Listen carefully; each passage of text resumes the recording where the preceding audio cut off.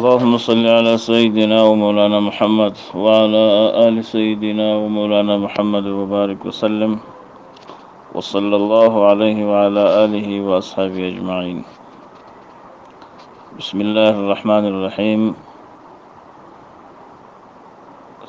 ہماری بنیادی سبق تختی نمبر 4 جو پوری تفصیل کے ساتھ الحمدللہ ختم ہوئی. اب اگلی جو تختیاں آ رہی ہیں یہ ہماری اس بنیادی سبق کے لیے بطور مشق کے ہیں. اس تختی میں تختی نمبر 5 میں تنوین کا ذکر ہے.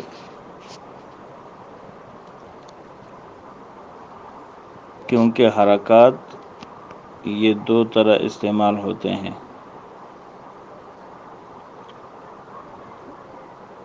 حرکات 2 طرح استعمال ہوتے ہیں.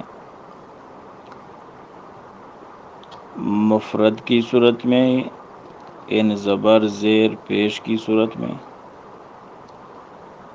اور تثنیہ کی صورت میں 2 زبر 2 زیر 2 پیش. جب حرکات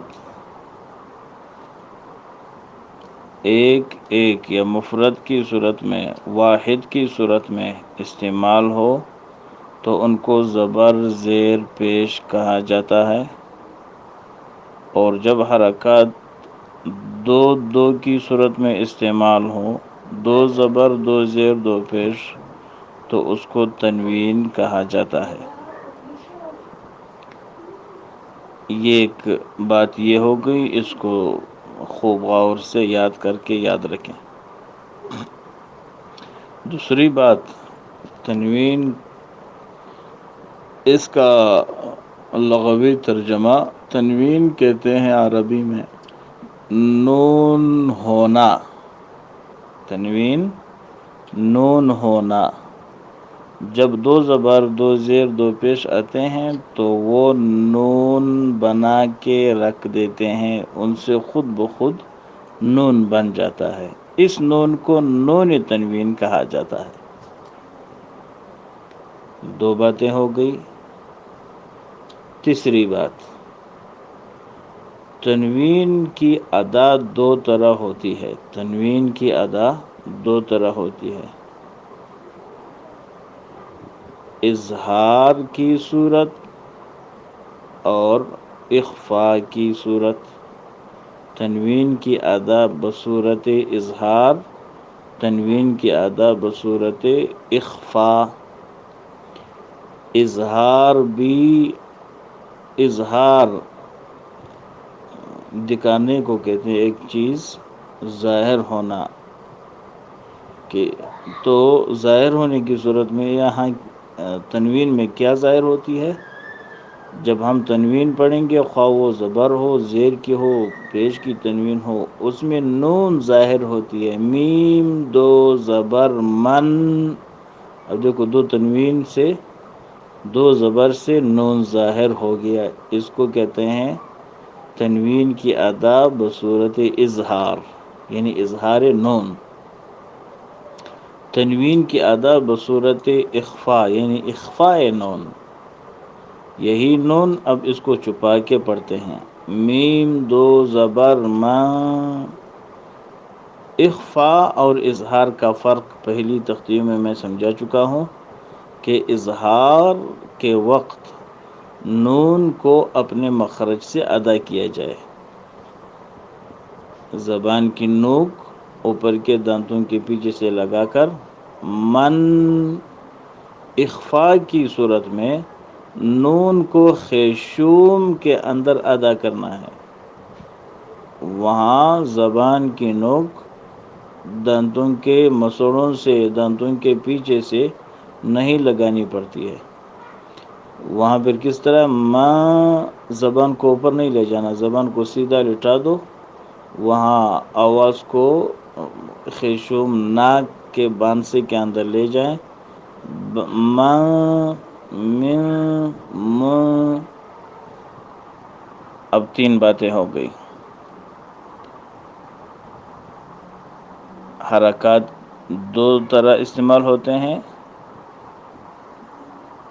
زبر زیر پیش کی صورت میں، جب حرکات مفرد یا حرکات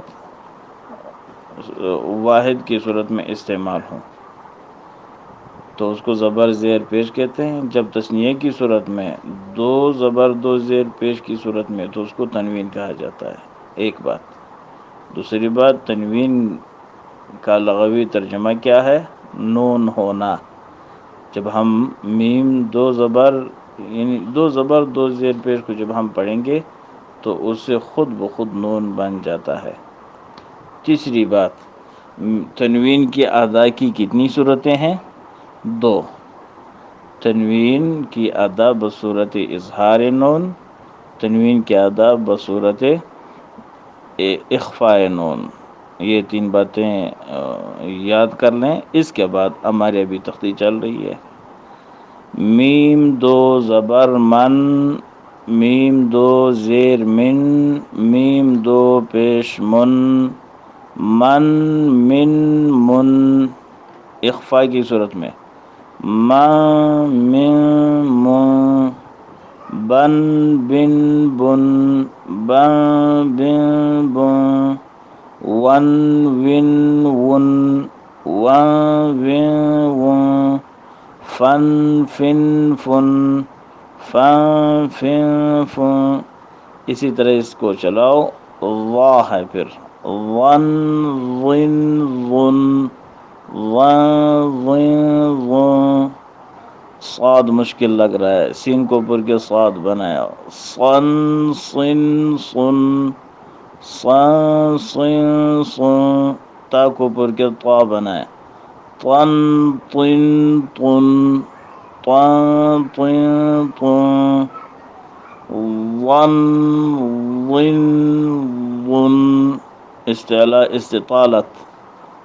ون ون ون، ون ون ون.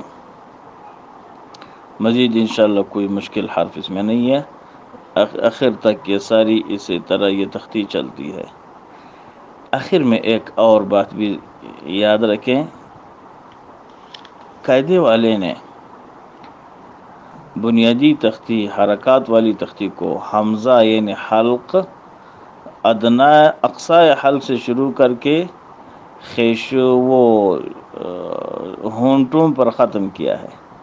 جہاں سے حروف کے مخارج شروع ہوتے ہیں وہاں سے حلق کی طرف سے شروع کرا کر میم پر ختم کیا ہے. یعنی جہاں مخارج ختم ہوتے ہیں وہاں ختم کیا. اس تختی کو اس طرح رکھا. اب اس تختی کو پھر اس طرف سے شروع کیا، میم سے شروع کرا کر حمزے پر ختم کیا ہے. اس میں ایک خاص نقطہ ہے، وہ یہ ہے کہ یہ جو تنوین کی تختی ہے اس میں مزید ایک قسم کا طلباء کو شوق پیدا ہو جائے مخارج کے یاد کرنے کا، کہ جس طرح کے حلق سے آپ نے مخارج شروع کر کے شف ہوا یعنی دونوں ہونٹوں پر جا کے کڑا کر دیا، سارے یاد کر دیے.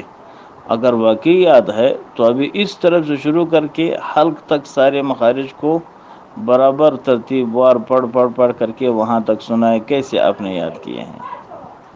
تو یہاں ایک تشویق کے لیے، شوق دلانے کے لیے ترتیب ایسی لکھی گئی تاکہ دونوں طرف سے آپ فر فر کے مخارج یاد بھی کر سکیں اور سنا بھی سکیں. جزاک اللہ خیرہ.